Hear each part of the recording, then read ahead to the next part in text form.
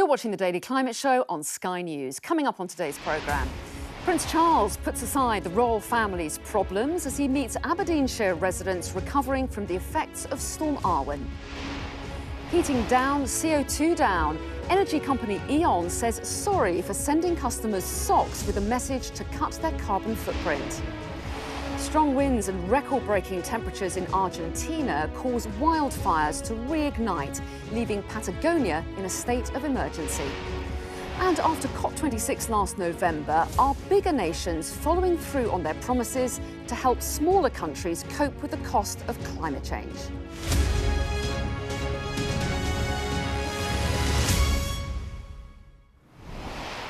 Hello and welcome to the UK's only daily climate news show, where we track the changes happening to our world right now and challenge those coming up with the solutions.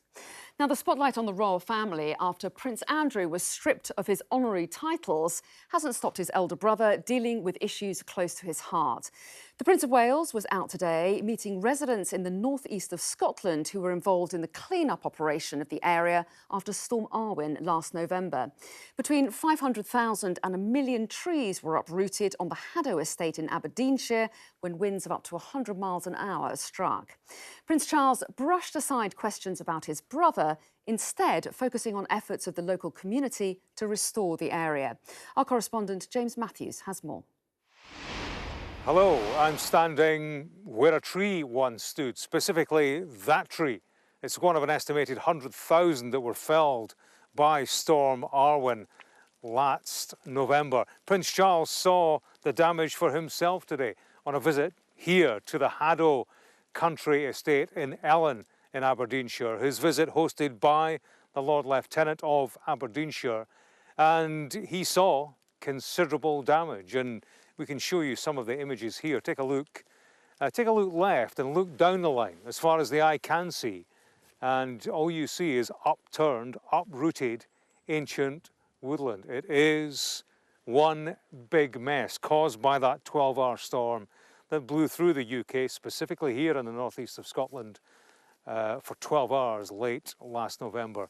Prince Charles met people who were in the eye of the storm, people who were here, the Haddo head gardener, people who were directly affected, people who lost power for several days. 60,000 people in Aberdeenshire had their power cut off. Hundreds of roads were blocked as Storm Arwen wreaked its destructive power. And you get a sense, if you look over there, of the power of nature, the destructive power of nature. And Prince Charles saw for himself what it can do. So a visit to speak to people involved, to lift the morale, I suppose, of individuals, communities, people who are helping communities get back together after the destructive power of Storm Arwen, and also a visit to satisfy his interest in nature and nature's impact.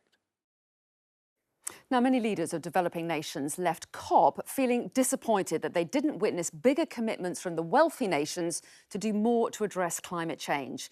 For many, the crisis is a lot more than a threat. They're already living with the consequences of global warming. And while they contribute the least to the problem, they are paying a high price. So despite being responsible for less than 1% of global carbon emissions, small island developing states are on the front line of climate change. Some nations have been left in debt from dealing with increasing climate impacts, such as extreme weather. For example, in 2017, Dominica lost 226% of its GDP to the impacts of Hurricane Maria. It's why at COP26, countries and small islands called on wealthier nations to meet their pledge on climate finance and pledge to provide $100 billion every year to fund mitigation and adaptation. Now, this pledge was missed and it won't be met until 2023. Well, joining me now to tell us more is the founder of Island Innovation, James Elsmore. So welcome to you. And let's start with the money. How important is that climate finance? $100 billion promised in 2009 won't be forthcoming until 2023. How important is it to those vulnerable nations, and what's its delay meant? That money is absolutely vital. I would argue that 100 billion that was promised was not really sufficient in the first place. It's quite a round number, and a lot of the quality of the money that's already been received has been made in the form of loans, which add to this issue of debt. But obviously, as has already been mentioned, small island developing states are the most vulnerable to climate change, as are many other developing nations. And they are not the people, they're not the countries that are causing the issue. And so for me, there's a moral imperative for wealthier nations to help finance the adaptation for these islands to avoid the worst impacts of climate change for their populations. Well, yes, because what exactly is the money intended for? Is it about them moving away from fossil fuels, or is it about that adaptation that you talk about? Well, there's two parts. There's the mitigation and the adaptation, and often those things are part and parcel of the same thing. For example, renewable energy projects could be both mitigation, reducing carbon emissions, but also adaptation, helping to make those countries less vulnerable to impacts of climate change. Projects such as sea walls to protect from hurricanes would be considered adaptation. So there's a whole range of different projects that impact food security, water, energy, et cetera, that this money needs to go to really ensure that climate change will impact these countries, but it's to reduce the level of impact and ultimately the impact on human lives in those countries. And what about the area of loss and damage? Because there are a number of countries who say we've already suffered damage and we think that those most polluting countries should be the ones to pay for it. Have they made any progress with that argument? Absolutely. There's this widespread argument that the most polluting countries should be paying for vulnerable countries. There was some progress at COP. It was not nearly enough. And what I think will be interesting in the year ahead, as the UK hands over its presidency to Egypt, which is itself a developing nation, itself an extremely vulnerable nation to climate change, if that will shift the narrative and the emphasis that we see as we move towards COP27 later this year. There were important commitments made, such as the Infrastructure for Resilient Island States Fund. The UK government contributed a total of 10 million to that fund. There was also the Small Island Developing States Capacity and Resilience Programme, which the UK government contributed a further £40 million to. But in the grand scheme of things, these are quite small numbers. And what is the concern by many countries is not just that the money is not reaching them, but the quality of the funding, the limitations or the forms that that funding is taking is not adequate. Well, James Elmore, very interesting to talk to you. Thanks very much indeed. Thank you. So in today's other climate news, energy company E.ON has apologised for sending out socks to customers. 30,000 households received the gift, which was labelled with the tagline, "Heating down, CO2 down." It comes as charities warn a further 2 million households will face fuel poverty as energy bills increase. The company claimed the socks were designed to lower consumers' carbon footprint and said, "We're incredibly sorry for how we've made some of our customers feel." Environmental groups are calling for greater transparency from the Indonesian government after a study found that forest fires burned nearly twice as much land as was officially reported. The study, published in the Earth System Science Data Journal, found 3.1 million hectares were burned in 2019, an area bigger than Belgium, compared to 1.6 million hectares reported by the Forestry Ministry.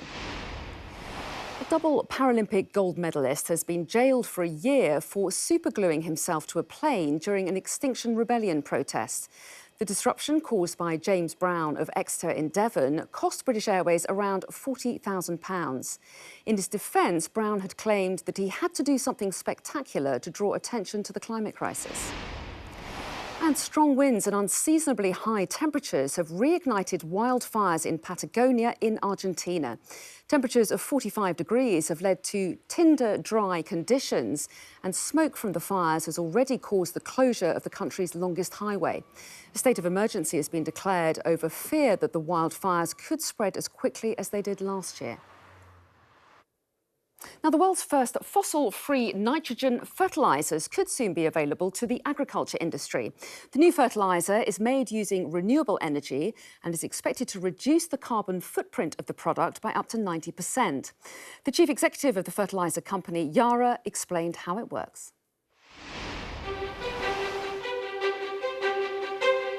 Yara is already producing some of the lowest carbon footprint fertilizer in the world today. But still, we're using natural gas to produce that fertilizer. And by changing the method to produce the fertilizer to renewable power, we're able to reduce the footprint of that fertilizer by another 80 to 90%. So it's really groundbreaking changes. Plants, just like us humans, need nutrition. And one of the key nutrients is nitrogen. And there are two ways to produce that. One is to use fossil fuel, and the other one is to use renewable energy to produce green hydrogen and turn that into ammonia, and in turn turn that into fertilizer. And that's what we're doing here, producing fertilizer with renewable energy. With food representing 25 to 30% of global greenhouse gas emissions, we're not going to be able to reach the Paris Agreement unless we're able to solve food and to decarbonize food. By providing products to the farmers that help them to reduce the carbon footprint, but at the same time to develop a market where the low carbon products are also appreciated and paid for, we can help the farmers to do what's good for the planet, but also help them with their income. Just to let you know, in the latest episode of the Weekly Climate Show, our Asia correspondent Tom Cheshire gets up close and personal with China's booming elephant population. Let's take a look. The most memorable moment was definitely getting head-butted by Long Long. We were walking along the path, and as he came up, he was giving me a sort of inquisitive push to start with. Am I being attacked? But what became a headlong charge. I'm not sure what the etiquette is. I mean, he's only a baby elephant, so I don't think you can really push back. But on the other hand, he is 300 kilograms. He's an abandoned baby elephant, very, very curious. He just goes around munching absolutely everything because he's trying to find out about the world.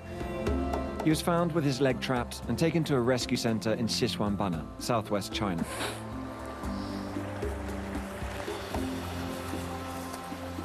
你的工作是什么？我的工作呢是一名象毛法，也是照顾它的象毛法。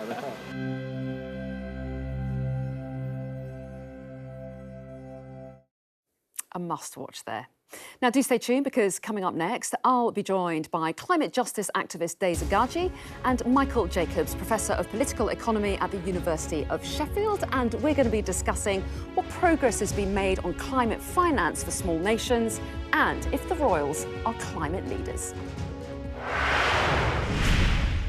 Hello and welcome back to the Daily Climate Show on Sky News. Now we're getting straight to discussing the climate issues of the day now with climate justice activist Daisy Gaji and Professor of Political Economy at the University of Sheffield, Michael Jacobs. So very good evening to both of you. Nice to see you both.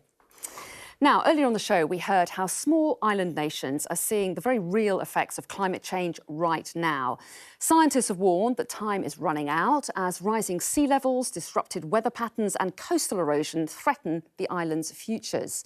Well, at COP26, world leaders promised to help climate-vulnerable countries cope with the crisis. So, what progress has been made?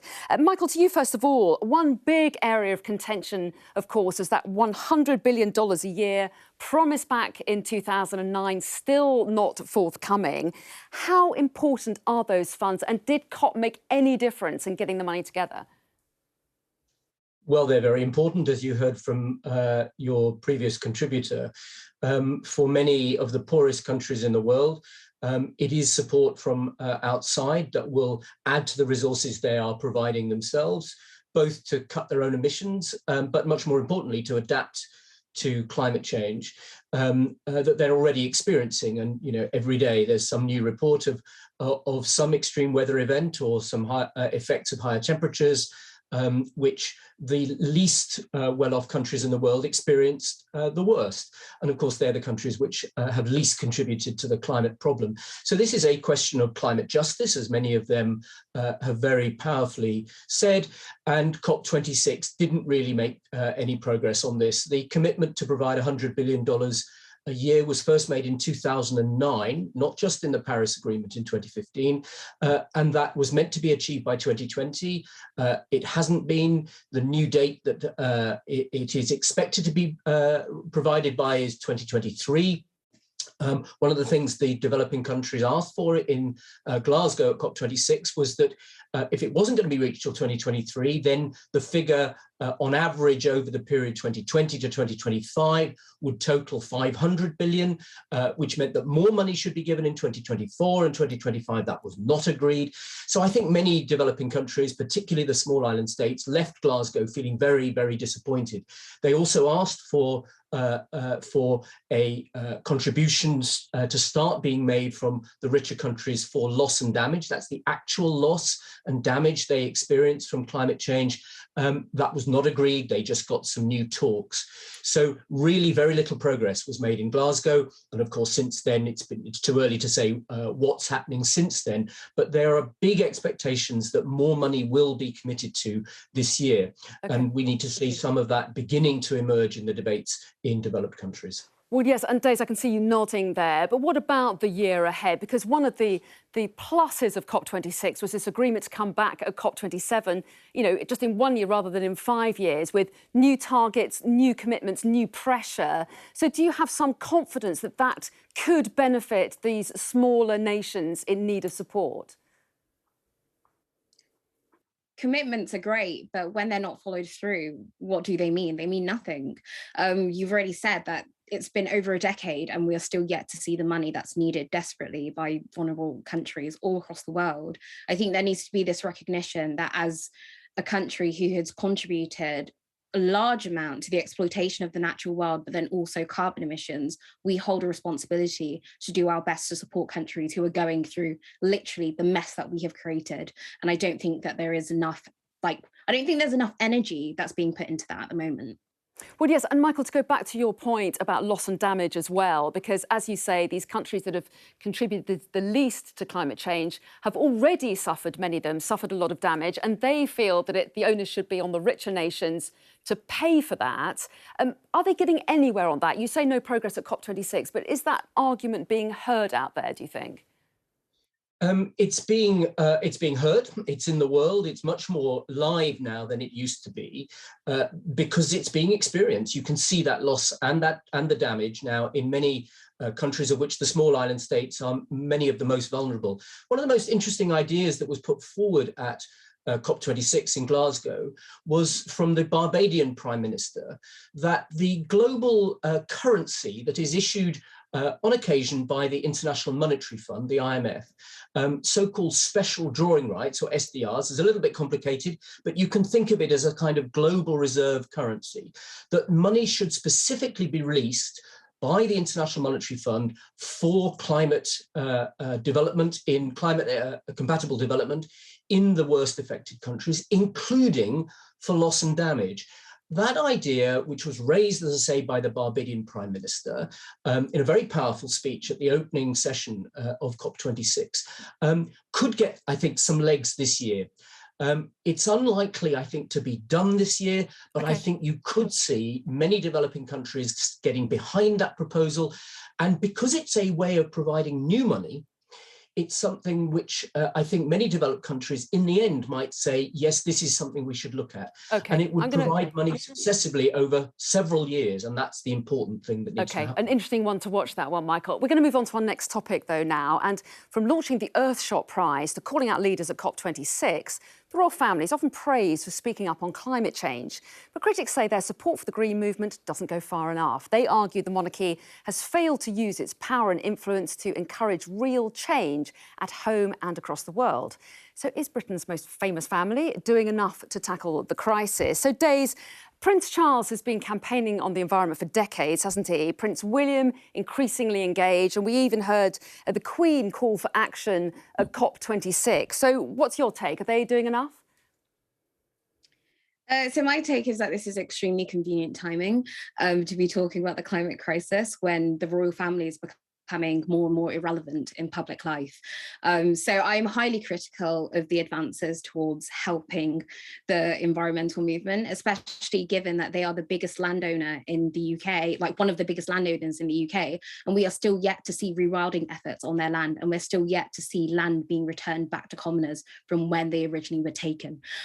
These are the kind of dramatic acts that we need to reverse climate change in the way that we're facing. And I'm not seeing that kind of like deliverables from the royal family. And to talk specifically about Prince Williams, who has said some very controversial things around overpopulation, rather than ignoring the actual problem is that we consume too much and we have become too used to living these really high carbon lifestyles, and what we need to do is reduce this. He doesn't talk about the role that corporations are playing in the destruction of our earth, but instead he focuses on